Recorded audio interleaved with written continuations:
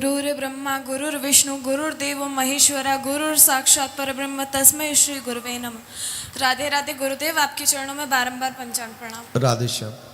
गुरुदेव भगवान जी, मेरा ये प्रश्न है कि पूर्णिमा का व्रत ऐसे कौन सी विधि से करें कि प्रियाकांजू हमसे खुश हो जाएं, और उन मतलब प्रियाकांजू को खुश करने के लिए पूर्णिमा का व्रत करना है।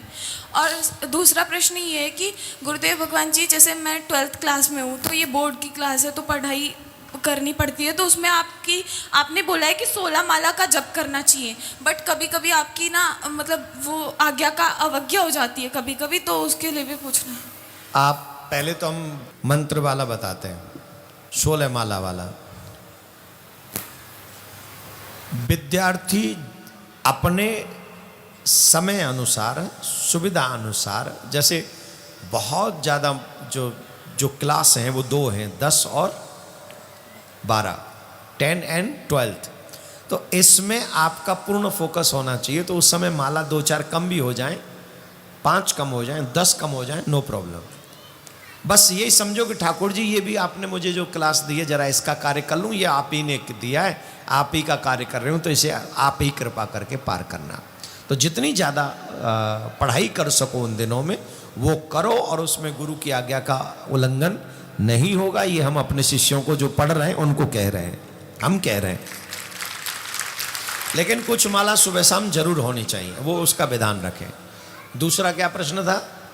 प्रिय पूर्णिमा का व्रत कैसे करें?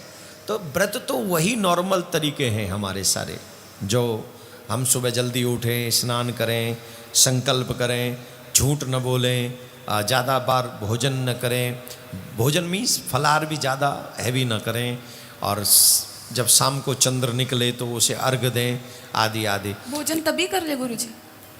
भोजन दूसरे दिन करें, पूरे दिन व्रत रखें, अर्घ दें चंद्रमा को, और चंद्रमा को अर्घ दे के बस वो प्रसाद फलारी उस समय ले लें, और उसके बाद में सुबह ही दूसरे दिन भोजन करें पूर्णतः। दीपदान अवश्य करें, और सत्य बोलें, काम को कंट्रोल में रखें, वासनाओं पे कंट्रोल रखें। भूमि पे तो खैर क्या, अब आजकल कौन शयन करेगा, पर शुद्ध पवित्र वस्त्रों को बिछाकर उस पर शयन करें। इन नियमों का यही नियम है। और पूर्णिमा के व्रत की कथा अवश्य सुने, तो जिसको सुनने से आपको पुण्य मिलेगा। और आपका जो भाव है कि प्रियाकांजू प्रसन्न हो, प्रियाकांजू तो आज भी प्रसन्न है, नहीं तो ये भाव ही नहीं आता कि हम प्रियाकांजू के लिए व्रत करेंगे। ये भाव ही तब आया क्योंकि वो प्रसन्न है।